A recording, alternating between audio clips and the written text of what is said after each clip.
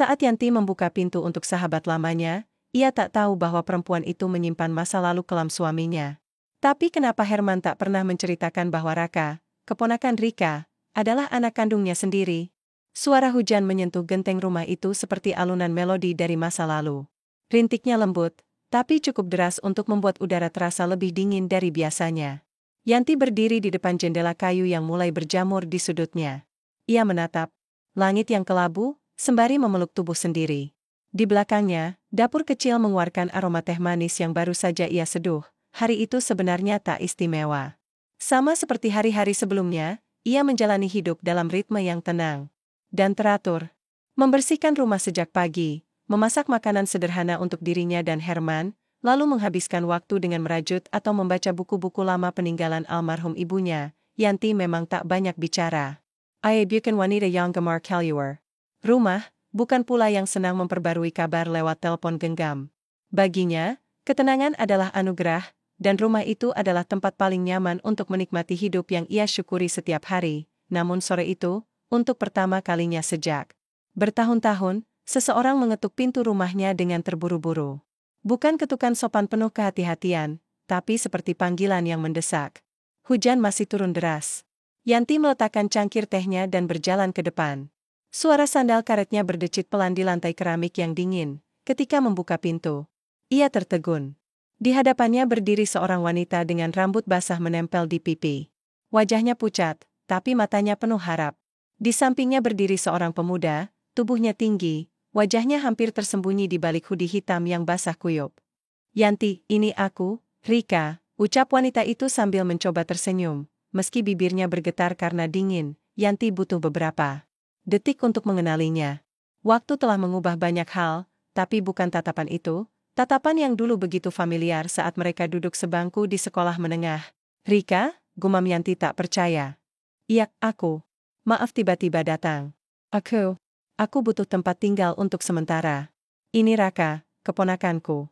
Kami nggak punya tempat lain untuk pergi. Boleh kami menumpang beberapa waktu?" Suara Rika lirih, hampir seperti bisikan yang takut ditolak. Yanti menatap keduanya. Mereka basah, kedinginan, dan terlihat kelelahan. Ada ragu di hatinya, tentu saja. Sudah lama ia tak mendengar kabar dari Rika. Dan sekarang, tiba-tiba datang dengan permintaan sebesar itu, namun naluri Yanti, seperti biasa, lebih kuat dari logikanya. "Ai tahu. Betul seperti apa rasanya tak punya tempat berpulang. Masuklah. Kalian pasti kedinginan," jawabnya, membuka pintu lebih lebar. Rika tampak lega. Matanya berkaca-kaca, tapi ia menahan diri agar tak menangis. Raka hanya mengangguk pelan, masuk tanpa banyak bicara. Yanti menyuruh mereka duduk di ruang tamu, lalu bergegas mengambil handuk dan baju hangat milik Herman yang jarang dipakai. Di dapur, Yanti menyiapkan teh hangat tambahan, memanaskan sayur sop yang tadi siang ia masak. Hatinya belum sepenuhnya tenang, tapi ia berusaha percaya bahwa kebaikan tak akan pernah salah alamat. Ketika kembali ke ruang tamu, Rika sedang mengeringkan rambut Raka. Ada kehangatan di antara mereka, meski wajah Raka tetap datar, nyaris tanpa ekspresi. Yanti memperhatikan pemuda itu dengan seksama. Raka tak banyak bicara, bahkan tak menyentuh cangkir teh yang disodorkan padanya. "Maaf, ini mendadak banget," ucap Rika sambil menatap Yanti dengan sungkan. "Aku janji nggak akan lama di sini. Hanya sampai aku dapat pekerjaan dan bisa kontrak rumah sendiri." Yanti mengangguk pelan. "Kau bisa tinggal di kamar belakang. Di sebelah kamar tamu, masih kosong. Raka juga bisa tidur di sana. Tapi ya, tempatnya sederhana. Nggak ada AC, cuma kipas angin." Rika tersenyum kecil. "Aku nggak butuh kemewahan, Yan. Cukup bisa tidur dengan tenang, sudah lebih dari cukup." Yanti mengangguk. Ia duduk di kursi tua di samping jendela, menyadari bahwa sejak Rika masuk, suasana rumahnya mulai berbeda.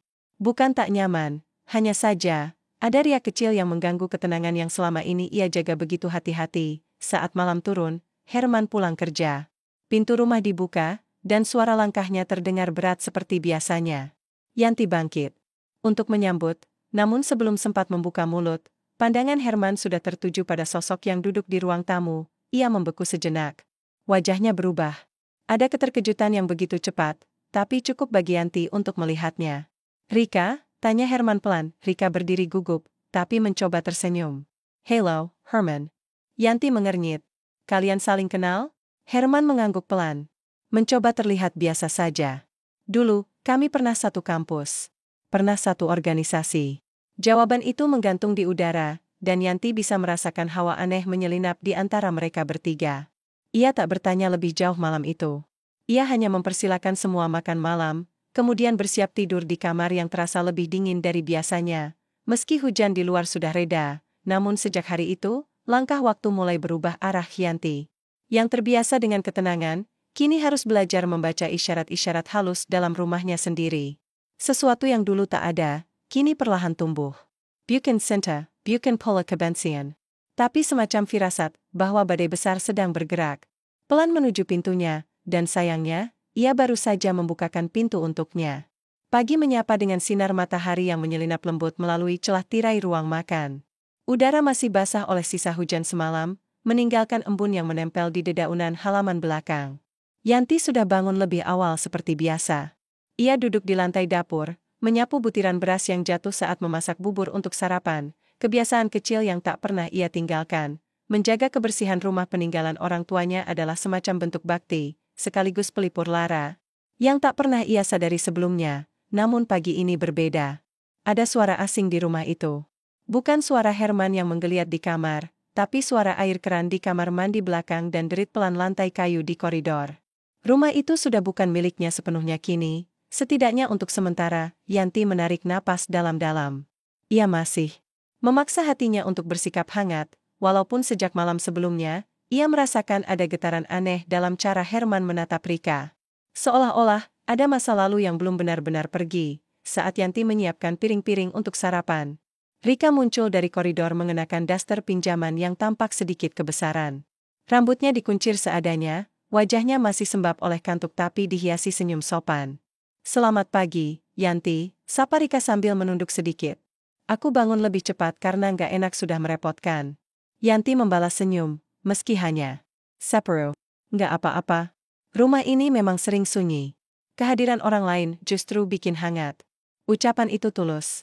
Tapi entah mengapa, ketika diucapkan, ada sedikit rasa pahit yang mengendap di lidahnya. Ia tak bisa menjelaskan kenapa. Mungkin karena sejak semalam, kenangan lamanya tentang Rika bermunculan begitu saja. Mereka dulu memang akrab, tapi bukan sahabat yang terlalu dekat. Hubungan mereka hangat tapi penuh jeda.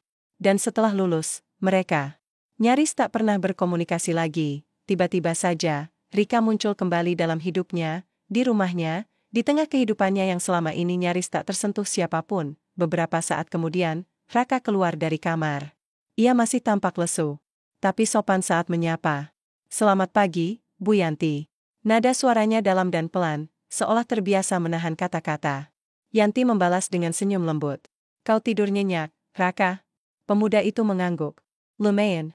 Maaf kalau terlalu menyusahkan. Tak ada yang menyusahkan. Selama kalian di sini, anggap saja rumah ini milik sendiri. Tapi, tolong bantu jaga ketenangan. Aku dan suamiku terbiasa hidup sederhana dan tenang. Raka menunduk sopan. Saya akan jaga itu, Bu. Suasana sarapan pagi itu berlangsung dengan canggung. Herman duduk di ujung meja, menyendok bubur pelan sambil sesekali menatap piringnya dalam. Rika duduk di seberang Yanti, sesekali mencuri pandang ke arah Herman. Meski tak berkata banyak, Yanti bisa merasakan hawa aneh yang mengambang di udara, dan Herman. Pria itu terlalu diam pagi itu. Biasanya ia selalu punya cerita dari bengkel tempatnya bekerja. Tapi kali ini, ia hanya mengangguk saat ditanya, dan buru-buru pergi begitu sarapan selesai, tanpa mencium kening Yanti seperti biasanya. Yanti menatap punggung suaminya yang menghilang di balik pintu, lalu menunduk memandangi cangkir tehnya. Hatinya terasa berdesir. Rika memecah keheningan. Herman, masih di bengkel yang sama? Yanti tersenyum sopan, walau hatinya menegang. Ayah, dia sudah lama kerja di sana. Dulu sempat ganti-ganti tempat, tapi akhirnya cocok di sana. Dia memang tipe yang bertanggung jawab, gumam Rika sambil mengaduk tehnya perlahan. Yanti hanya membalas dengan anggukan kecil. Ia tak tahu harus berkata apa. Setelah sarapan, Yanti membersihkan meja sendirian. Rika menawarkan bantuan, tapi Yanti menolak dengan halus. Ia butuh waktu sendiri untuk meredam pikiran-pikiran yang mulai berlarian liar di kepalanya. Siang harinya, Rika keluar rumah untuk mencari lowongan kerja. Ia bilang ingin mencari warung makan atau tempat laundry yang menerima pekerja. Yanti tak Melarang. Ia hanya mengangguk dan menitipkan pesan agar pulang sebelum malam. Raka memilih tinggal di rumah. Ia duduk di serambi belakang, membaca buku tua milik Yanti. Pemuda itu rupanya punya ketertarikan pada sastra. Yanti sempat duduk di dekatnya, berbasa-basi tentang buku yang sedang ia baca. Ini, Kumpulan Serpent. Tapi tulisannya berat, kata Raka sambil tersenyum tipis. Yanti tertawa kecil. Itu buku peninggalan ibuku. Dia suka membaca, meski hidupnya tak sempat menulis apa-apa. Raka menatap halaman bukunya, lalu berkata lirih, saya juga suka baca, Bu. Kadang, cuma itu yang bikin saya nggak merasa sendirian. Yanti terdiam. Ia tak tahu banyak tentang kehidupan Raka, tapi kalimat barusan terasa begitu jujur. Entah apa yang disembunyikan pemuda itu, tapi ada luka yang tak ia ucapkan. Menjelang sore, Rika kembali. Wajahnya letih tapi membawa sekotak roti tawar dan 2 bungkus mie instan. Ia meletakkannya di atas meja dapur. Aku belum dapat kerja, tapi tadi ada warung yang bilang mungkin minggu depan mereka buka lowongan. Ini aku belikan sedikit bahan makanan. Buat gantian, katanya. Yanti mengangguk. Kau tak perlu terburu-buru. Rumah ini terbuka. Tapi kalau nanti kau menemukan tempat lain yang lebih nyaman, aku mengerti. Rika menatapnya sejenak. Maksudmu? Aku mengganggu? Pertanyaan itu terdengar tajam. Tapi Yanti tetap tenang. Bukan begitu. Aku cuma ingin kau tahu, rumah ini kecil. Aku juga bukan orang kaya. Dan, aku butuh waktu menyesuaikan diri. Rika menunduk. Maaf kalau aku bikin canggung. Yanti menggeleng pelan. Aku cuma ingin jujur. Malam itu, suasana makan malam kembali hening. Hanya suara sendok dan garpu yang terdengar. Tapi dalam hati Yanti, gema masa lalu mulai berdentang. Ia tak bisa mengusir rasa tak nyaman yang mulai tumbuh di dadanya. Apalagi saat melihat tatapan Herman yang sekilas terarah pada Rika, saat wanita itu tertawa kecil karena cerita Raka tentang ayam yang mengejar anak kecil di gang, itu bukan tatapan biasa. Dan Yanti tahu, ia bukan wanita yang pandai membaca pikiran, tapi ia paham betul bahasa mata seorang suami. Malam itu, sebelum tidur, Yanti berdiri di depan cermin. Ia menatap wajahnya sendiri. Usia memang telah menambahkan garis-garis halus di sekitar matanya.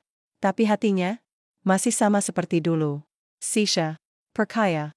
Dan sayangnya, terkadang terlalu baik untuk melihat bahaya yang datang dengan senyuman. Hati kecilnya mulai bertanya, apakah aku telah membuka pintu bukan hanya untuk tamu, tapi juga untuk kenangan yang seharusnya tetap terkunci di masa lalu. Hari-hari berlalu seperti helai-helai daun yang lurus satu persatu di halaman belakang rumah. Tak ada badai besar, tak ada letusan konflik, tapi justru disitulah Yanti mulai merasa sesak. Karena semuanya terasa terlalu sunyi, terlalu tenang, dan menyimpan sesuatu yang tak kasat mata. Pagi itu, Yanti kembali memasak seperti biasa. Suara air mendidih di atas kompor menjadi latar belakang kesibukan kecil di dapur. Rika sudah mulai membantu dengan ringan, memotong sayur, atau sekadar membereskan piring. Ia selalu terlihat sopan dan tak pernah menolak jika dimintai tolong. Tapi Yanti tahu, kebaikan yang terlalu rapi terkadang menyimpan luka, atau bahkan niat yang belum jelas bentuknya. Herman duduk di ruang makan sambil membaca koran tua yang entah dari mana ia temukan. Sesekali ia melirik ke arah dapur, lalu kembali menunduk, pura-pura fokus pada berita yang tak lagi relevan. Yanti memperhatikan sekilas, lalu kembali memotong cabai dengan tenang. Namun dalam hatinya, ada sesuatu yang mulai bergolak. Ia sudah terbiasa membaca sikap Herman. Pria itu memang bukan tipe romantis, tapi ia punya bahasa tubuh yang tak pernah bisa disembunyikan. Dan akhir-akhir ini, terlalu sering Herman menoleh ke arah yang sama, ke arah Rika. Sore harinya, saat langit mulai menguning dan burung-burung bersiap kembali ke sarang, Yanti duduk di teras depan rumah. Ia meminum teh hangat sambil menatap jalan yang sepi. Raka datang dan duduk di anak tangga kayu yang menghadap ke kebun kecil. Bibi Yanti suka duduk sendiri, ya? Tanya Raka sambil memeluk lutut. Yanti tersenyum. Dari dulu memang begitu. Aku bukan orang yang suka keramaian. Raka menatap daun-daun jambu yang berguguran. Tapi rumah ini rasanya damai, ya. Damai bukan karena sepi, Raka. Tapi karena di dalamnya ada hati yang tenang. Pemuda itu diam sejenak, lalu berkata dengan suara hampir tak terdengar. Kalau hati seseorang sudah nggak tenang, apa rumahnya masih bisa disebut damai? Pertanyaan itu membuat Yanti menoleh. Ia menatap Raka, mencoba membaca maksud dari ucapannya. Kamu ngomong begitu karena apa? Tanyanya lembut. Raka hanya mengangkat bahu. Nggak tahu. Cuma kepikiran aja. Kadang orang dewasa kelihatan baik-baik saja, padahal dalamnya udah penuh luka. Yanti tersenyum samar. Kau terlalu dewasa untuk ukuran usiamu. Raka menoleh dan menatapnya lurus. Saya terbiasa melihat orang-orang dewasa saling menyakiti, Bi. Yanti tercekat. Ia ingin bertanya lebih jauh, tapi Raka berdiri lebih dulu. Lalu berjalan masuk ke dalam rumah tanpa menoleh lagi. Malam itu, setelah makan malam, Rika membantu mencuci piring. Yanti membersihkan meja. Herman duduk di ruang tamu menonton televisi, tapi matanya lebih sering melirik ke dapur. Yanti memperhatikan dari ujung matanya. Ia menyeka meja lebih lama dari biasanya, agar bisa menyimak percakapan yang pelan tapi jelas antara Rika dan Herman. Masih suka teh manis, ya? Tanya Rika sambil mencuci gelas. Masih, jawab Herman cepat. Kamu masih ingat aja? Tentu. Dulu tiap sore kamu selalu beli teh di warung belakang kampus. Aku sering numpang minum. Herman tertawa kecil. Ya, aku ingat. Kamu suka. Marah kalau tehnya terlalu manis. Aku nggak pernah marah. Cuma ngambek sebentar. Yanti berhenti menyeka meja. Tangannya membeku di atas permukaan kayu yang sudah bersih. Itu bukan percakapan yang seharusnya terjadi di rumahnya. Itu bukan cerita yang seharusnya dibagi saat istri sah duduk tak jauh dari mereka. Tapi Rika menyampaikannya dengan santai, seolah tak menyadari bahwa setiap kata itu adalah tusukan kecil yang perlahan mengikis dinding kepercayaan Yanti. Setelah Rika masuk ke kamar, dan Herman berpura-pura sibuk mengecek berita di telepon genggamnya, Yanti berdiri di depan jendela. Hujan mulai turun pelan, seperti bisikan yang nyaris tak terdengar. Ia mengingat sesuatu. Beberapa tahun lalu, sebelum menikah dengan Herman, ia pernah mendengar kabar tentang wanita yang hampir menjadi tunangan Herman, tapi hubungan itu kandas. Tanpa penjelasan yang jelas. Saat itu, Yanti tak pernah menanyakan siapa wanita itu. Ia percaya, masa lalu harus ditinggal. Tapi kini, semua seolah diseret kembali, dan wajah wanita itu berdiri di dapurnya setiap hari, malam kian larut. Yanti terjaga dalam remang kamar. Herman sudah tertidur, atau pura-pura tidur, membelakanginya seperti beberapa malam belakangan. Yanti menatap langit-langit, mengingat kembali hari-hari pertama ia pindah ke rumah ini. Betapa bahagianya ia saat itu, menjadi istri, memiliki rumah yang penuh kenangan orang tuanya, dan membayangkan masa depan yang sederhana namun hangat. Namun, kini, di tengah rumah yang sama, Yanti merasa menjadi orang asing. Ia merasa seperti perabot tua yang keberadaannya hanya dianggap, bukan lagi dihargai. Pagi berikutnya, ia memutuskan untuk membereskan lemari pakaian Herman. Ia ingin mengganti spray dan mengambil beberapa handuk bersih. Tapi saat menarik laci, di bagian bawah lemari, tangannya menyentuh sebuah amplop kecil yang tersembunyi di balik tumpukan kaos oblong. Amplop itu berisi beberapa lembar foto lama. Hitam putih, agak buram, tapi cukup jelas menunjukkan dua orang yang sedang duduk berdampingan di sebuah kafe. Wajah Herman dan Rika, ada senyum yang terlalu lepas di wajah mereka. Ada tatapan yang tak bisa dipalsukan. Yanti tak butuh penjelasan. Ayah tahu. Ini bukan sekadar teman kuliah. Tangannya gemetar saat mengembalikan foto ke dalam amplop. Ia tak ingin Herman tahu bahwa ia sudah melihatnya. Tidak sekarang. Tidak sebelum ia benar-benar yakin tentang apa yang harus ia lakukan. Saat meletakkan kembali amplop itu, matanya menangkap selembar kertas lain, seperti potongan surat yang hanya separuh. Isinya tak lengkap, namun cukup untuk membuat jantungnya berdetak tak karuan. Aku tahu kita salah. Tapi perasaan itu belum sepenuhnya hilang. Kalau saja waktu itu kita tidak putus, mungkin sekarang semuanya akan berbeda. Tanda tangan di bawahnya tertulis jelas, Rika. Yanti duduk di lantai kamar, punggungnya menyandar pada dinding. Denjen, Suwani. Dan entah kenapa, saat itu ia merasa rumah ini bukan lagi tempat perlindungan, melainkan arena perang yang belum dimulai. Tapi sudah menimbulkan luka. Malam itu, sebelum tidur, Yanti menatap wajah Herman yang terlelap. Ia mencoba mencari jawaban di garis-garis wajah pria itu. Apakah ayah benar-benar berubah? Atau justru, tak pernah berubah sejak dulu? Hatinya mulai bersiap. Bukan untuk meninggalkan, tapi untuk menghadapi kenyataan bahwa mungkin, ketenangan yang selama ini ia genggam erat, hanyalah ilusi yang dibentuk oleh keyakinan yang terlalu buta, dan mungkin, pintu yang dulu ia buka dengan keikhlasan, telah menjadi celah yang menuntunnya pada kebenaran yang selama ini tak ia duga. Suara lonceng angin bergemerincing pelan di teras depan rumah. Angin semilir menyingkap tirai yang menggantung di ambang jendela ruang tamu, memperlihatkan sinar matahari pagi yang tak begitu terang. Hujan semalam masih meninggalkan bekas di jalanan tanah, dan bau tanah basah bercampur dengan aroma kopi yang mengepul dari dapur. Yanti duduk sendirian di meja makan. Di hadapannya, secangkir kopi pahit yang tak ia hirup, hanya dipandangi dalam diam. Wajahnya teduh, tapi matanya menyimpan kekosongan. Pikiran-pikirannya tak lagi berada di ruang itu, ia sedang menyusuri lorong masa lalu, mengikuti jejak-jejak yang selama ini ia pikir sudah menghilang. Foto-foto itu, tulisan tangan Rika, dan sorot mata Herman semuanya berkumpul di kepalanya. Menari-nari dalam diam yang menyakitkan. Ia tak ingin gegabah. Ia tak ingin menuduh tanpa dasar. Tapi rasa kecewa yang perlahan menjalar di dada membuatnya nyaris kehabisan nafas. Rika muncul dari koridor dengan pakaian santai dan rambut yang diikat longgar. Ia tampak segar dan tersenyum seperti biasa. Pagi, Yanti. Wah, kamu sudah bangun dari subuh ya? Yanti hanya mengangguk. Tak ada senyum, tak ada sapaan balik. Rika tampak sedikit kikuk, tapi tetap mengambil gelas dan duduk di kursi seberang. Maaf. Ya, kemarin aku ngomong terlalu banyak. Mungkin obrolan soal masa lalu bikin kamu gak nyaman, ucap Rika sambil memainkan sendok kecil di dalam gelasnya. Yanti menatapnya perlahan.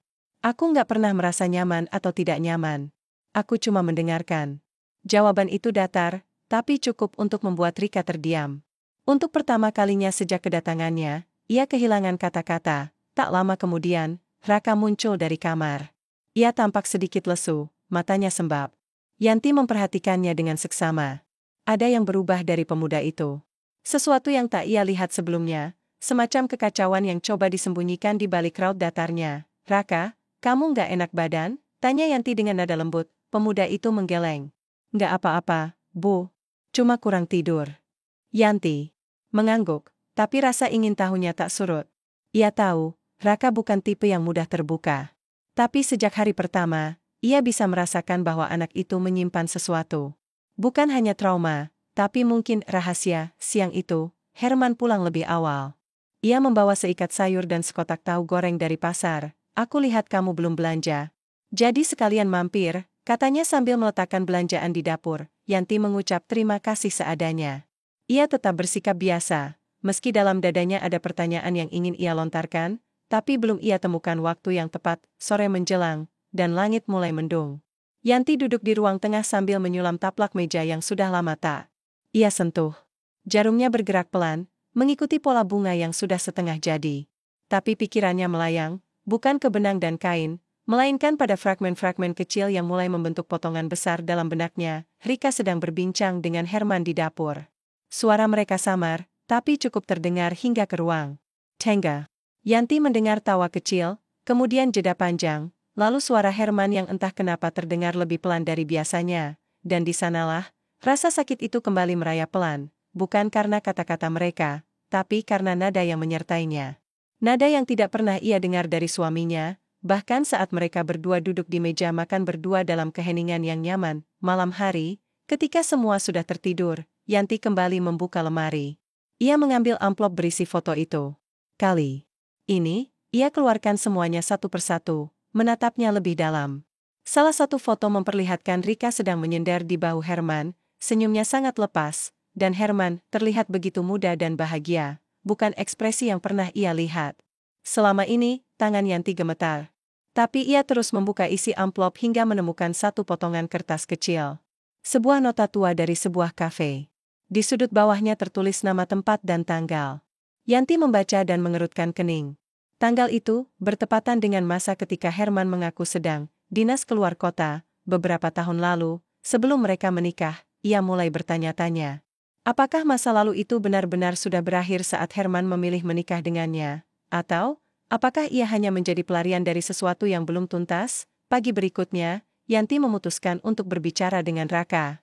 Saat pemuda itu sedang menyapu halaman belakang, Yanti menghampiri dan duduk di bangku kayu di bawah pohon mangga. Raka, ucapnya pelan. Boltonnya sesuatu?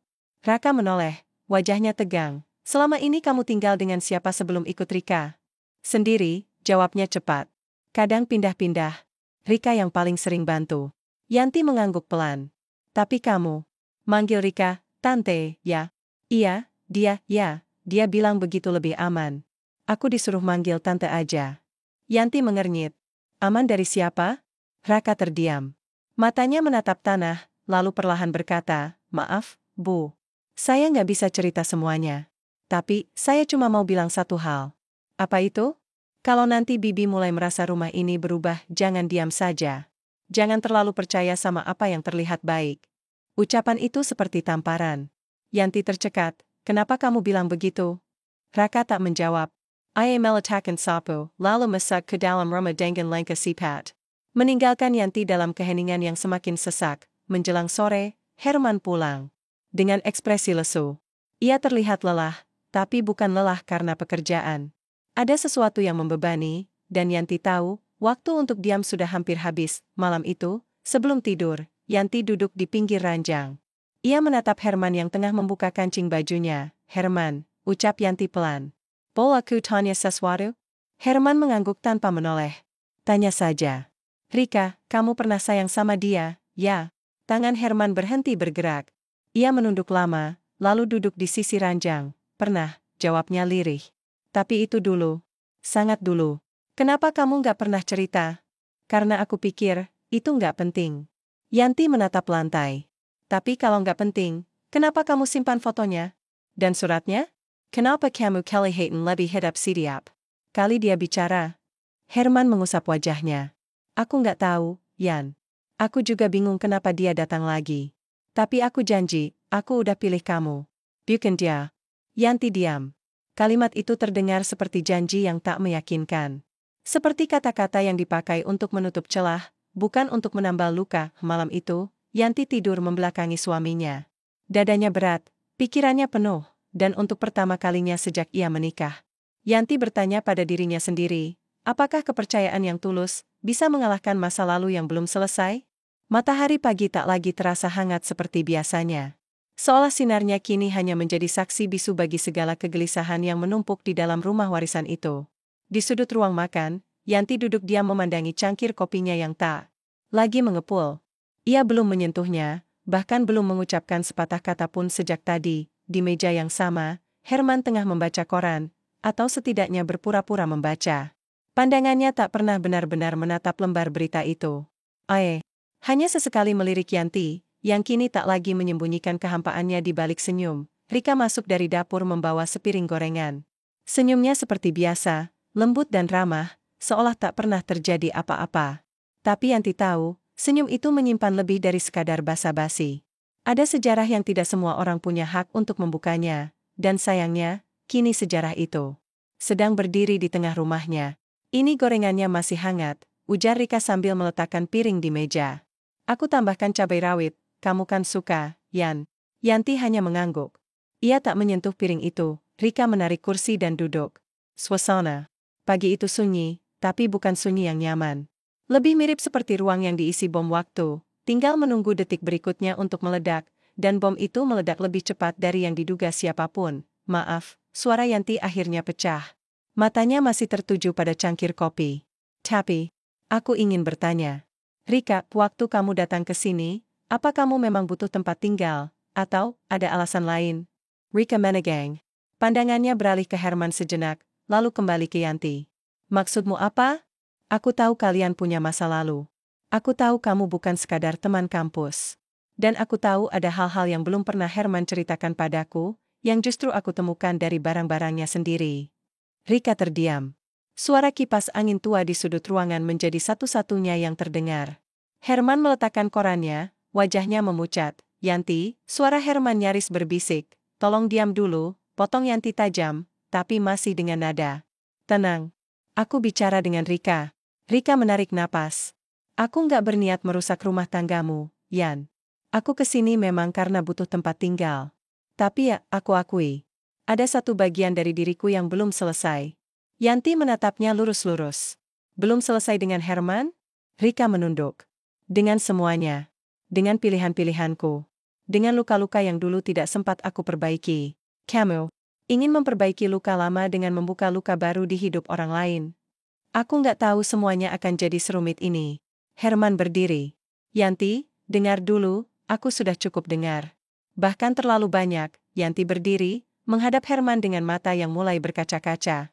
Kenapa kamu nggak pernah cerita kalau Rika adalah wanita yang dulu pernah kamu cintai? Bahkan saat dia masuk ke rumah ini, kamu tetap diam. Aku takut kamu salah paham. Bukan takut aku salah paham. Tapi takut kehilangan zona nyamanmu. Suasana menjadi begitu panas. Rika memejamkan mata, seolah berharap dirinya bisa menghilang dari situ. Herman menunduk, tak punya jawaban yang cukup kuat untuk menahan luka yang kini mengalir deras dari mata istrinya. Tiba-tiba, suara pintu kamar belakang terbuka. Raka keluar, wajahnya tegang. Ia tak bisa lagi berpura-pura tak mendengar. Pemuda itu berdiri di ambang pintu, lalu perlahan melangkah ke tengah ruangan. Maaf, tapi aku rasa sudah waktunya aku bicara. Semua mata tertuju padanya. Aku bukan keponakan Rika, ucapnya pelan. Yanti nyaris terjatuh. Apa? Aku, anak dari hubungan Rika dengan pria yang gak pernah mengakuiku. Selama ini aku ikut Rika karena gak punya siapa-siapa lagi. Herman menarik napas dalam. Wajahnya mendadak kaku. Dan siapa pria itu? Raka? Tanya Yanti dengan suara bergetar. Raka menatap Herman dengan mata penuh kecewa. Kau tahu siapa dia? Rika menutup mulutnya dengan tangan. Air mata mulai mengalir dari matanya. Yanti menatap Herman, dan untuk pertama kalinya sejak mereka menikah, ia merasa benar-benar tak mengenali pria di hadapannya. Jadi, suaranya hampir tak terdengar. Kamu punya anak dari Rika? Sebelum menikah denganku? Herman tak menjawab. Ia hanya menunduk, seperti seseorang yang tahu bahwa apapun yang akan ia ucapkan tak akan mampu menyelamatkan apapun. Yanti memejamkan mata. Dadanya sesak. Tangannya bergetar hebat. Dunia yang ia kenal, yang selama ini ia bela dengan segala kesabarannya, ternyata hanya bangunan retak yang siap runtuh kapan saja. Rika melangkah maju. Yanti, aku nggak pernah berniat menyakiti kamu. Aku cuma nggak tahu harus kemana. Dan aku pikir, setelah semua ini, aku layak tahu apakah Herman benar-benar sudah melupakan aku, atau tidak. Dan kamu pikir, tempat terbaik untuk menemukan jawaban itu adalah di rumah istrinya. Yanti mengangkat suara, tak bisa menahan gejolak di dadanya. Kau datang, membawa anak dari hubungan yang bahkan dia sembunyikan dari hidupku. Kau membuatku membuka pintu dengan hati yang tulus, lalu menancapkan pisau di belakangku saat aku sedang tersenyum. Rika menangis. Aku minta maaf. Sangga. Yanti memandangnya tajam. Maafmu tak akan mengembalikan tahun-tahun di mana aku percaya aku cukup untuk suamiku.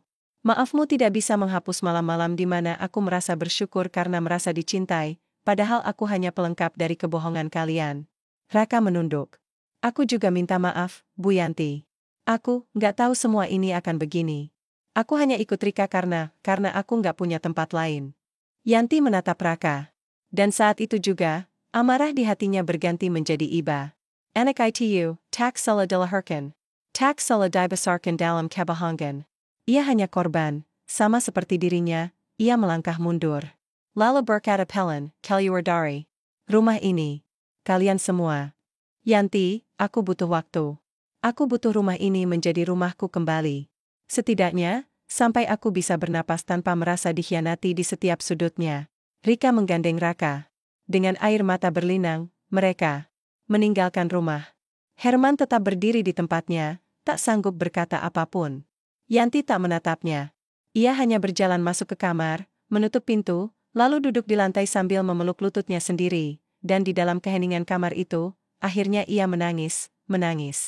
Untuk semua rasa sakit yang selama ini ia tekan.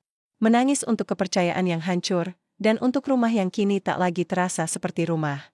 Hujan turun sejak fajar, mengguyur tanah dan atap rumah dengan suara yang tak putus-putus. Langit kelabu menyelimuti pagi, seolah ikut berduka atas kehancuran yang baru saja terjadi dalam rumah itu. Rumah yang dulu menjadi tempat Yanti menanam kenangan kini hanya menyisakan puing-puing kepercayaan yang berserakan. Sejak semalam, rumah itu kembali sunyi. Rika dan Raka pergi tanpa banyak bicara, hanya jejak langkah mereka yang masih terngiang di telinga Yanti.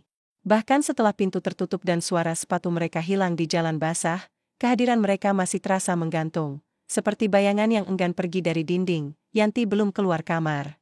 Ia duduk di atas sajadah yang dingin, memeluk lututnya, membiarkan hujan berbicara untuknya. Matanya sembab, namun tak lagi menangis. Ia sudah terlalu lelah untuk membasahi pipi dengan air mata. Tangisannya semalam sudah cukup menelanjangi semua perasaan yang selama ini ia bungkus rapat. Sementara itu, Herman berdiri di ruang tamu. Ia berjalan mondar-mandir, seperti anak kecil yang kehilangan arah. Wajahnya kusut, rambutnya acak-acakan. Tak sekalipun ia berani mengetuk pintu kamar.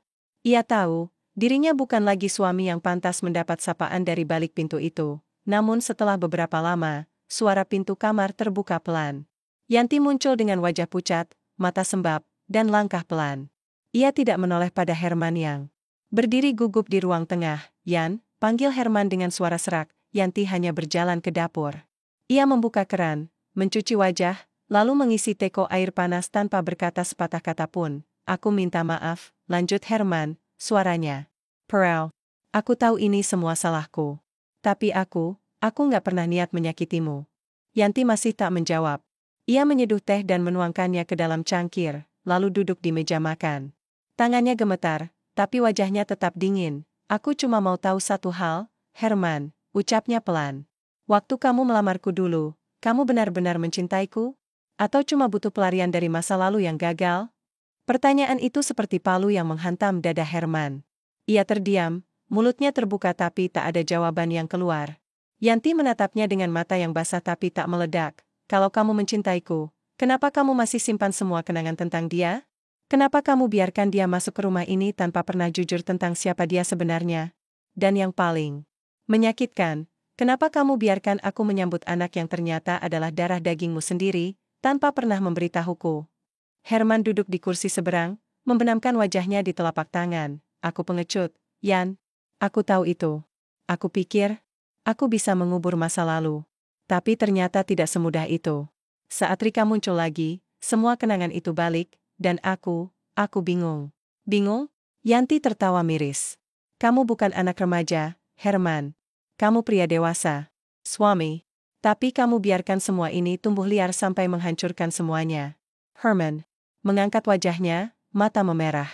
"Aku salah. Tapi aku masih cinta kamu, Yan. Aku ingin memperbaiki semuanya. Kita bisa mulai lagi." Yanti menunduk, menggenggam cangkir teh erat-erat. Uapnya menyentuh wajahnya yang dingin, tapi tak mampu menghangatkan hatinya yang sudah beku. "Apa kamu tahu rasanya dicintai dengan sisa hati yang belum selesai untuk orang lain?" gumam Yanti. "Aku percaya padamu, Herman. Aku percaya, tanpa Siret. Tapi ternyata aku hanya tempat berlabuh saat kapalmu karam. Bukan rumah." Keheningan kembali menyelimuti mereka. Hanya suara hujan di luar yang menjadi latar percakapan yang tak lagi punya arah. Herman ingin bicara, tapi mulutnya keluh. Ia tahu, tak ada kalimat yang cukup untuk memperbaiki kepercayaan yang sudah retak. Hari-hari setelahnya, Yanti menjalani rutinitasnya seperti biasa, tapi tanpa jiwa. Ia memasak, membersihkan rumah, menyiram tanaman. Tapi semua itu hanya gerakan tubuh, bukan panggilan hati. Ia seperti robot yang diatur oleh kebiasaan. Senyumnya tak muncul lagi. Tawanya sudah lama pergi. Herman berusaha mendekat. Ia mulai rajin membantu pekerjaan rumah, mencoba menciptakan percakapan kecil, bahkan membelikan bunga yang dulu pernah disukai Yanti. Tapi semua itu terlambat. Yanti tak menolak, tapi juga tak menyambut. Ia seperti tembok yang sudah terlalu sering dihantam dan kini hanya berdiri, dingin dan tak tergoyahkan. Tetangga mulai bertanya. Beberapa mencurigai sesuatu. Tapi Yanti menutup rapat segalanya. Bukan tipe yang membagikan aib rumah tangga pada orang luar. Jika luka itu harus ditanggung, maka biarlah ia sendiri yang menanggungnya. Namun suatu sore, ketika Yanti sedang menyapu halaman belakang, seseorang datang. Raka, pemuda itu berdiri di luar pagar, ragu-ragu. Matanya sembab, tubuhnya kurus, dan langkahnya goyah. Yanti menatapnya dari kejauhan. Ia mendekat perlahan, membuka pagar tanpa sepatah kata. Raka berdiri kaku, lalu menunduk. "Saya nggak tahu harus kemana lagi, Bu." Yanti menghela napas panjang. "Mana Rika?" "Dia pergi, Bu." Setelah hari itu, dia menangis terus. Lalu kemarin, dia bilang dia harus menyendiri. Dia titip salam dan minta maaf. "Saya tinggal di rumah teman, tapi mereka pindah. Saya benar-benar sendirian sekarang." Yanti terdiam lama. Lalu berkata pelan, "Masuklah. Tapi jangan tinggal di sini.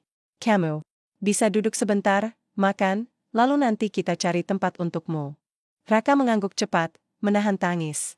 Yanti mempersilakannya duduk di dapur, lalu menyiapkan makanan seadanya. Tak banyak kata yang keluar, tapi sorot mata Raka menyiratkan luka yang sama dalamnya dengan yang Yanti rasakan. Mereka sama-sama korban, beda jalur, tapi luka mereka saling beririsan. Setelah makan, Yanti menghubungi temannya yang memiliki panti remaja binaan. Ia tahu tempat itu akan lebih aman dan nyaman bagi Raka. Sebelum pergi, Raka berkata pelan, "Terima kasih sudah memperlakukan saya seperti manusia, Bu. Walau saya anak dari kebohongan, tapi selama di sini, saya merasa seperti punya ibu." Kata-kata itu menghantam jantung Yanti seperti gemuruh petir. Ia tak bisa menahan air mata yang tiba-tiba jatuh. "Kamu bukan anak dari kebohongan, Raka," bisiknya. "Kamu anak dari takdir yang salah jalur. Tapi bukan salahmu. Jangan bawa beban itu selamanya." Mereka berpelukan sebentar, sebelum Raka pergi dengan relawan dari panti. Malam itu, Yanti kembali duduk di ruang tengah. Herman duduk tak jauh darinya. Tak ada percakapan. Tapi malam itu berbeda. Yanti akhirnya berkata lirih, "Aku akan pergi sebentar." Herman menoleh cepat. "Pergi? Kemana?" "Aku butuh waktu sendiri. Aku mau tinggal di rumah tanteku di kampung. Hanya sementara. Aku butuh napas." Herman ingin menahan, tapi tak ada alasan kuat untuk melakukannya. Ia tahu, ini harga dari semua kebohongan yang ia bangun. "Aku akan tunggu kamu kembali," ucapnya. Yanti berdiri. "Aku belum tentu kembali, Herman." Dan kalimat itu menutup malam mereka dengan rasa getir yang tak bisa dijelaskan. Kereta melaju pelan meninggalkan kota yang selama ini menjadi saksi hidup Yanti, saksi dari kebahagiaan sederhana yang berubah jadi puing-puing kepercayaan. Jendela kereta membingkai bayangan Yanti yang termenung. Matanya kosong, namun di balik itu, ada gejolak dalam dada yang belum juga padam. Ia tak menangis, tak juga tersenyum. Ia hanya diam, membawa luka yang belum sempat sembuh ke tempat yang menjanjikan ketenangan sementara. Rumah tantenya di kampung berada di pinggiran desa yang tenang. Pepohonan tinggi, udara bersih, dan kicauan burung di pagi hari menjadi teman baru bagi Yanti. Takeda suara mezen, Takeda berita yang menisakan. Hanya suara alam, dan suara hatinya sendiri yang kini ia pelajari kembali. Tante Warti menyambutnya dengan pelukan hangat dan tatapan penuh pengertian. Wanita tua itu tak banyak bertanya. Ia hanya bilang, "Kalau lelah, istirahatlah. Kalau ingin bicara, aku di sini. Kalau ingin diam, aku pun akan diam bersamamu." Kalimat sederhana itu merontokkan benteng dalam diri Yanti. Malam pertama di rumah itu, ia menangis. Bukan karena sedih, tapi karena akhirnya ia berada di tempat yang tidak menuntutnya untuk kuat. Tidak memaksanya tersenyum saat hatinya retak. Hari-hari di kampung menjadi ruang baru untuk berpikir dan menyembuhkan diri. Yanti mulai membantu Tante Warti di kebun, menyapu halaman, dan sesekali memasak untuk tetangga yang mampir. Kehidupan yang lambat dan jujur membuatnya merasakan kembali detak hidup yang tulus, yang selama ini terkubur oleh rutinitas dan luka. Namun, ketenangan itu bukan tanpa gangguan. Setiap malam, Yanti masih bermimpi. Mimpi-mimpi tentang rumahnya, tentang Herman, tentang Rika dan Raka. Ia sering terbanggan dalam peluh, dadanya sesak oleh perasaan bersalah, dan kehilangan. Bukan karena ia merindukan suaminya, tapi karena ia merasa dirinya ikut hilang dalam badai yang lalu. Suatu sore, saat Yanti sedang menjemur pakaian, seorang wanita paruh baya dari rumah sebelah datang menghampiri. Namanya Busri, tetangga lama. Yang dulu sering bermain dengannya saat kecil. "Yanti, kamu masih secantik dulu, ya? Tapi kelihatan capek," katanya ramah. Yanti tersenyum kecil. "Mungkin karena sekarang tidak lagi jadi anak kecil, Bu." Busri mengangguk, lalu duduk di kursi bambu. "Dengar-dengar dari Warti, kamu lagi coba tenangin diri ya? Dikhianati, katanya?" Yanti kaget, tapi tak marah. "Ayah tahu di kampung." Berita berlari lebih cepat dari angin. "Ayah hanya menjawab pelan, bukan kuma dikhianati, Bu, aku juga kehilangan era. Aku nggak tahu siapa diriku setelah semua itu." Busri menatapnya penuh iba. "Jangan biarkan kesalahan orang lain merusak pandanganmu terhadap dirimu sendiri, Yanti. Kadang, orang baik pun bisa terluka oleh orang yang mereka cintai. Tapi luka itu bukan tanda kelemahanmu. Itu bukti kamu berani mencintai." Ucapan itu menusuk dalam. Yanti menunduk, dan entah kenapa, saat itu air matanya jatuh lagi. Tapi kali ini, bukan karena luka, melainkan karena pelan-pelan, ia mulai memahami satu hal penting. Penderitaan tidak mengurangi nilainya sebagai manusia. Sementara itu, Herman hidup dalam rumah yang kini terasa lebih dingin dari biasanya. Rika tak pernah kembali, dan kabarnya pun tak pernah sampai ke telinga. Raka telah menetap di panti, dan sesekali mengirim surat singkat yang isinya sekadar kabar baik. Namun Herman tahu, kepergian Yanti adalah kehilangan terbesar yang tak bisa ia pulihkan hanya dengan menyesal. Ia mencoba mengisi hari-hari dengan memperbaiki kebun, mengecat ulang pagar, bahkan merapikan koleksi buku Yanti. Tapi semuanya hanya gerakan kosong. Ia seperti bayangan dari dirinya sendiri, hidup, tapi tak utuh. Ia menulis surat. Berkali-kali. Surat yang tak pernah ia kirimkan. Surat yang ia lipat, simpan di laci, lalu buang lagi ke tong sampah.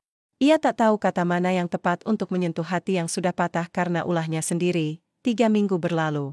Yanti mulai menemukan kembali dirinya yang dulu. Ia mulai menulis sesuatu yang telah lama ia tinggalkan. Di buku catatan lusuh peninggalan ibunya, ia menulis segala yang ia rasakan. Bukan untuk dibaca orang lain, tapi untuk dirinya sendiri. Ia menulis dengan jujur, tanpa sensor. Dan dari tulisan-tulisan itulah, ia menyadari satu hal, bahwa cinta tak selalu harus kembali pada orang yang sama. Tapi cinta harus kembali pada diri sendiri terlebih dulu. Pada suatu pagi yang cerah, Yanti duduk di beranda rumah. Angin bertiup, lembut, dan suara ayam tetangga sesekali terdengar. Ia membuka surat yang baru dikirim dari panti tempat Raka tinggal. Bu Yanti, saya baik-baik saja. Terima kasih karena sudah memperlakukan saya seperti anak sendiri, walau saya bukan siapa-siapa. Di sini saya belajar banyak. Saya mulai belajar fotografi. Suatu hari nanti, saya ingin memotret wajah ibu, bukan karena cantiknya, tapi karena keteguhan hati yang jarang saya lihat di dunia ini. Surat itu membuat Yanti tersenyum. Untuk pertama kalinya, hatinya terasa hangat.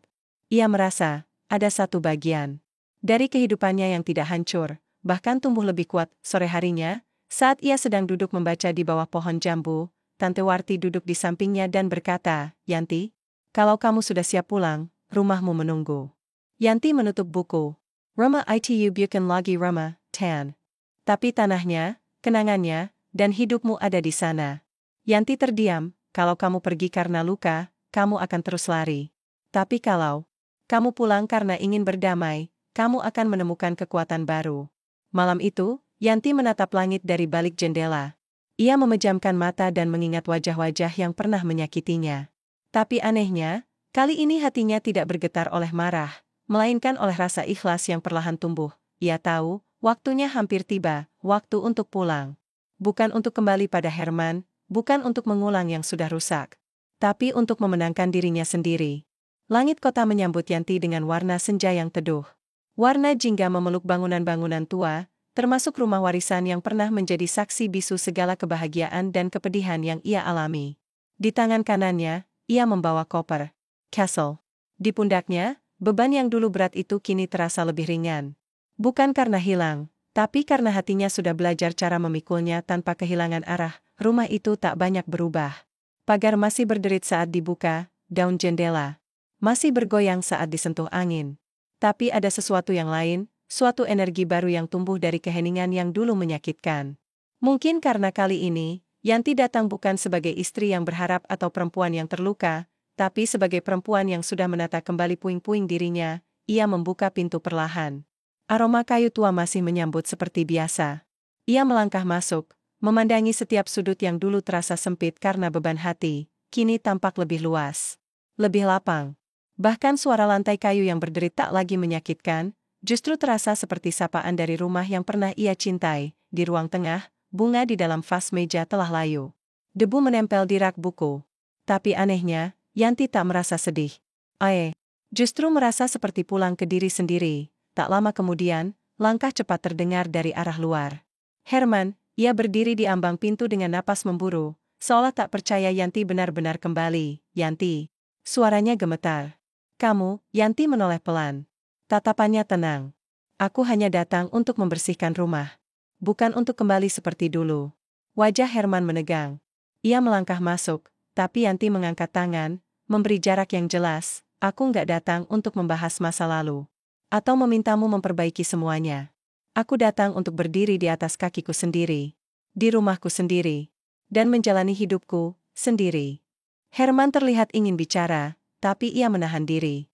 Ia tahu, ini bukan waktunya untuk membela diri atau memohon. Ia hanya menunduk dan berkata pelan, kamu terlihat lebih kuat sekarang. Yanti tersenyum tipis. Karena aku belajar memeluk diriku sendiri. Bukan karena seseorang memelukku lebih dulu. Herman terdiam. Ada air mata yang nyaris jatuh di ujung matanya, tapi ia tahan.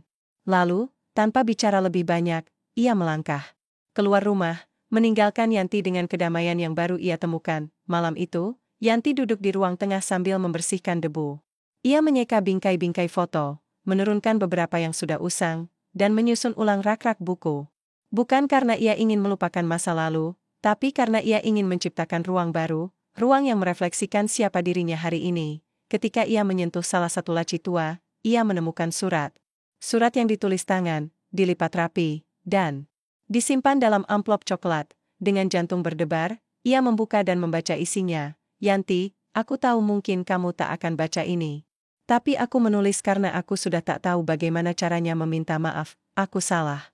Bukan hanya karena menyembunyikan masa lalu, tapi karena membuatmu merasa tak cukup. Padahal kamu adalah satu-satunya perempuan yang menerima aku dengan hati. Paling luas, kalau suatu hari kamu kembali ke rumah ini, bukan untukku, tapi untuk dirimu sendiri, maka aku bersyukur. Sebab rumah ini tak akan pernah benar-benar hidup tanpa kamu di dalamnya. Surat itu tak membuat Yanti menangis. Ia hanya memejamkan mata, lalu melipatnya kembali dengan hati yang tenang. Ia tak membenci Herman. Tapi ia juga tak ingin mencintainya dengan cara lama. Bukan lagi dengan menyerahkan segalanya, melainkan dengan menjaga jarak yang sehat, agar dirinya tetap utuh. Hari-hari berikutnya, Yanti mulai kembali hidup di rumah itu dengan caranya sendiri. Ia membuka kelas kecil di ruang tamu untuk anak-anak. Tetangga yang butuh bimbingan belajar.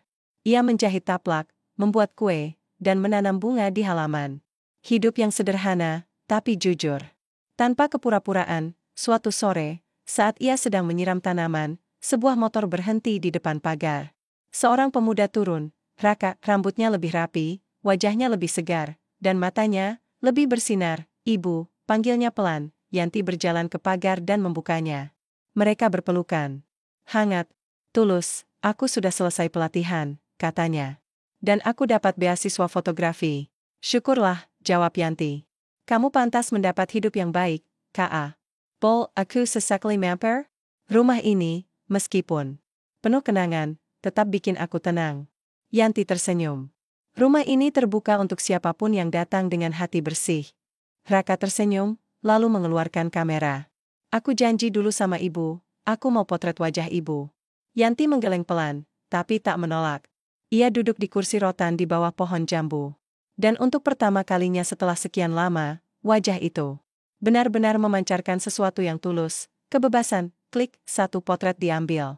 Bukan hanya gambar, tapi bukti bahwa Yanti telah kembali, bukan sebagai istri dari seseorang, bukan sebagai korban dari masa lalu, tapi sebagai perempuan yang memilih dirinya sendiri.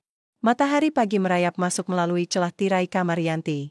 Senarnya menyentuh dinding, menyebar lembat ke atas selamat, lalu membengkangkannya pelan-pelan. Tak ada rasa sesak saat membuka mata seperti dulu. Tak ada beban di dada seperti ketika ia masih hidup dalam keraguan dan luka. Kini, pagi datang sebagai teman, bukan sebagai pengingat akan hari-hari yang memaksa. Yanti duduk di pinggir ranjang, menguap pelan, lalu tersenyum kecil. Di luar kamar, suara tawa anak-anak sudah terdengar. Sejak ia membuka ruang belajar di rumah, suasana pejai selalu ramai dan hangat. Anak-anak kecil berlarian, kadang membawa remah-remah roti, kadang kertas berisi coretan tak jelas. Tapi bagi Yanti, semua itu seperti obat. Obat yang pelan-pelan menyembuhkan luka yang dulu tak tahu bagaimana harus ditutup. Ia turun ke dapur dan menyeduh teh. Tak lama, terdengar ketukan di pintu depan. Ketukan itu tak asing, tapi juga tak membuat jantungnya berdegup cemas. Ia membuka pintu perlahan dan menemukan sosok Raka berdiri di sana dengan kamera tergantung di leher dan senyum cerah di wajah. Ibu, pagi. Aku dapat tugas foto tentang perempuan inspiratif, katanya sambil tertawa pelan. Aku langsung mikir ibu orang pertama yang harus aku potret. Yanti tertawa, kali ini benar-benar lepas. Kamu ini, ada-ada saja. Tapi serius, balas Raka. Aku mau bikin proyek tentang perempuan tangguh yang membangun kembali hidupnya setelah dihancurkan. Dan aku nggak kenal yang lebih layak dari ibu. Yanti tak berkata apa-apa. Ia hanya melangkah ke samping, memberi ruang bagi Raka untuk masuk. Hari itu mereka menghabiskan waktu di halaman belakang. Raka mengambil gambar. Yanti saat sedang menyiram tanaman, duduk menulis di teras, bahkan saat tertawa bersama anak-anak. Dan di tengah semua momen itu, Yanti tak lagi merasa sedang membangun ulang dirinya, karena kini ia tahu, dirinya tak pernah benar-benar hancur. Ia hanya tersesat sesaat. Menjelang sore, Raka duduk di kursi rotan sambil memeriksa hasil fotonya. Ibu Kelly Hayton bahagia sekarang.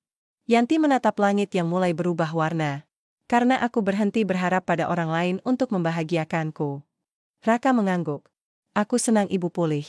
Dan, aku juga senang bisa punya tempat untuk pulang. Yanti menoleh, tersenyum. Rumah ini memang bukan hanya milikku. Siapapun yang pernah terluka dan ingin kembali pulih, boleh datang ke sini. Saat itu juga, suara langkah kaki terdengar dari arah pagar. Seorang lelaki dengan pakaian sederhana masak pelan, membawa tes kesel dan raut wajah ragu. Yanti berdiri, mengenali sosok itu seketika. Herman, waktu seakan berhenti sejenak. Raka berdiri, wajahnya ikut berubah tegang. Herman berhenti beberapa meter dari mereka, menatap Yanti dengan mata yang tak lagi penuh alasan. Hanya permintaan maaf yang tak terucap. Aku nggak datang untuk memohon, ucap Herman. Suaranya rendah dan pelan. Aku hanya ingin melihatmu, dan mengembalikan ini. Ia menyerahkan kunci rumah. Kunci yang dulu ia bawa saat Yanti pergi. Yanti menerima kunci itu tanpa berkata apa-apa. Hanya menatapnya lama, dengan hati yang sudah tidak lagi penuh amarah. Aku sudah pindah ke rumah petak di ujung kota, lanjut Herman. Aku pikir, kamu lebih pantas menjaga tempat ini daripada aku. Ini memang rumahku, balas Yanti, singkat tapi tegas. Herman mengangguk. Dan itu sebabnya aku tak akan masuk kalau kamu tak mengizinkan. Mereka terdiam cukup lama. Akhirnya Yanti berkata, masuklah. Tapi bukan sebagai suami. Hanya sebagai seseorang yang pernah jadi bagian dari hidupku. Herman tampak lega dan sedih sekaligus. Ia melangkah masuk, duduk di kursi dekat jendela. Raka pamit, memberi ruang bagi mereka berdua. Yanti menyajikan teh dan duduk di hadapannya. Kamu Kelly Hayton lebih tenang sekarang. Aku belajar menerima bahwa aku tak bisa mengulang waktu. Tapi aku bisa menyesal dengan jujur. Yanti menatap Herman dengan mata yang jernih. Tak ada cinta seperti dulu, tapi juga tak ada kebencian. Yang ada hanya pengakuan bahwa mereka pernah saling percaya, lalu saling melukai. Aku nggak pernah minta kamu kembali, ucap Yanti. Karena kini aku tahu, rumah yang harus kutata adalah diriku sendiri. Herman mengangguk. Dan kamu berhasil. Percakapan mereka tak lama. Herman berpamitan, dan sebelum keluar, ia menatap Yanti terakhir kali. Terima kasih, sudah mengajarkanku bahwa cinta bukan sekadar memiliki, tapi juga merelakan. Yanti menutup pintu perlahan setelah Herman pergi. Ia berdiri lama, menatap dinding yang dulu terasa menyesakan. Kini menjadi tempat ia menggantungkan harapan baru. Malam itu, Yanti duduk di depan meja tulis. Ia membuka buku catatannya, menulis pelan-pelan, aku bukan perempuan sempurna. Tapi aku perempuan yang tahu luka tak akan membunuhku, hanya membentukku. Dan dari luka itulah, aku lahir kembali, lebih kuat. Sebuah ketukan kecil di pintu mengagetkannya. Anak-anak tetangga datang membawa kue buatan ibu mereka. Mereka tertawa, memeluk Yanti, lalu berlarian lagi di halaman. Yanti memandang langit malam dari jendela. Ia tersenyum. Hatinya hangat, ia tak sendiri. Tak pernah sendiri. Karena kini, rumah itu bukan lagi sekadar warisan dari orang tua. Tapi juga warisan dari keberanian yang ia tanam sendiri. Pagi itu, langit begitu cerah seolah semesta ikut bersukacita. Udara segar menyapu lembut halaman rumah Yanti, menyentuh setiap kelopak bunga yang perlahan mekar di pot-pot tanah liat. Rumah warisan itu kini kembali hidup, bukan karena kehadiran cinta lama yang kembali, melainkan karena hati seorang perempuan yang memilih untuk tidak mati saat dikhianati, melainkan bangkit, satu langkah demi satu langkah, hingga bisa berdiri lagi. Yanti duduk di beranda dengan segelas teh hangat dan buku catatan yang sudah nyaris penuh. Ia memandangi halaman yang rapi, anak-anak yang tertawa di sudut halaman, dan suara ayam dari dapur belakang yang bersahut-sahutan. Semua terasa baru, meskipun rumahnya adalah rumah lama, bukan tempatnya yang berubah. Tapi cara Yanti memandang dunia, itu yang kini berbeda. Hari itu istimewa. Bukan karena perayaan atau tamu istimewa. Tapi karena Yanti akhirnya membuat keputusan besar, ia akan membuka tempat belajar gratis secara resmi di rumah warisan ini. Bukan sekadar untuk anak-anak tetangga, tapi untuk siapapun yang ingin belajar, tanpa harus membayar apapun selain semangat. Ia menulis pengumuman sederhana, menempelkannya di papan informasi desa, dan menyebarkannya ke warung-warung sekitar. Tak butuh waktu lama, ibu-ibu mulai berdatangan. Ada yang ingin anaknya belajar membaca, ada pula yang ingin mengajari ibu-ibu lain membuat kerajinan tangan. Rumah itu pelan-pelan berubah menjadi tempat hidup yang baru, bukan tempat luka, melainkan pusat harapan. Beberapa hari kemudian, Raka datang membawa hasil cetakan proyek fotonya. Dalam satu album besar, wajah Yanti terpampang di beberapa lembar, dengan berbagai ekspresi, tertawa, serius, menatap langit, tersenyum kecil saat menyiram bunga. Ini buat ibu, kata Raka sambil menyerahkannya dengan dua tangan. Kampasku, suka banget sama proyek ini. Katanya, wajah ibu menyimpan cerita yang tak perlu dijelaskan panjang lebar. Yanti membuka album itu perlahan, menatap foto-fotonya sendiri dengan perasaan campur aduk. Dulu, ia tak pernah merasa cukup. Dulu, ia selalu merasa bayang-bayang orang lain mengaburkan cahayanya. Tapi kini, ia bisa melihat dirinya sendiri dengan jernih. Terima kasih, Raka, ucapnya pelan. Kamu bukan cuma anak dari masa lalu, Young Remet, tapi juga bagian dari masa depanku yang lebih terang. Raka menunduk haru. Mereka duduk di bawah pohon jambu seperti dulu, berbagi roti dan cerita. Sore itu, Herman datang kembali. Kali ini bukan untuk bicara panjang lebar. Ia hanya datang untuk menyerahkan sebuah map berisi dokumen, sertifikat rumah yang sudah sepenuhnya ia serahkan atas nama Yanti, tanpa syarat, tanpa tanda tangan balasan. Ini, bukan karena aku merasa bersalah, katanya. Tapi karena aku tahu, kamu lebih dari layak untuk punya tempat yang benar-benar kamu miliki, bukan karena menikah, tapi karena kamu sudah membangunnya sendiri. Yanti menerimanya tanpa banyak bicara. Ai tahu, ini bukan tentang balas dendam atau pengakuan. Ini tentang menutup satu bab tanpa membuka luka baru. Terima kasih, Herman. Semoga kamu juga menemukan tenangmu. Herman mengangguk, lalu melangkah. Pergi. Tak ada pelukan. Tak ada isakan. Hanya perpisahan yang tenang. Tanda bahwa mereka sudah selesai dengan segala yang belum selesai. Malam itu, rumah kembali sunyi. Tapi bukan sunyi yang menyakitkan. Yanti duduk di ruang tengah, menyalakan radio kecil warisan ibunya. Suara musik lembut mengalun, menyatu dengan suara jangkrik dan hembusan angin dari sela-sela jendela. Ia menatap cermin di sudut ruangan. Sermon itu dulu pernah mementolkan wajah yang kebingungan, yang letih, yang penuh air mata. Kini, ia melihat perempuan dengan sorot mata teguh. Rambutnya tak lagi terikat rapi, ada helai yang jatuh ke pipi, tapi itu justru menambah kesan bebas. Kulitnya sedikit lebih gelap karena sering berkebun, tapi senyumnya lebih terang dari sebelumnya. Ia menulis di buku catatannya, hari ini aku tidak menunggu siapapun datang untuk membahagiakanku. Hari ini, aku adalah rumah bagi diriku sendiri. Beberapa bulan berlalu, rumah warisan Yanti kini ramai setiap hari. Anak-anak belajar di siang hari, ibu-ibu membuat kue di sore hari, dan sesekali ada pelatihan keterampilan dari para relawan desa.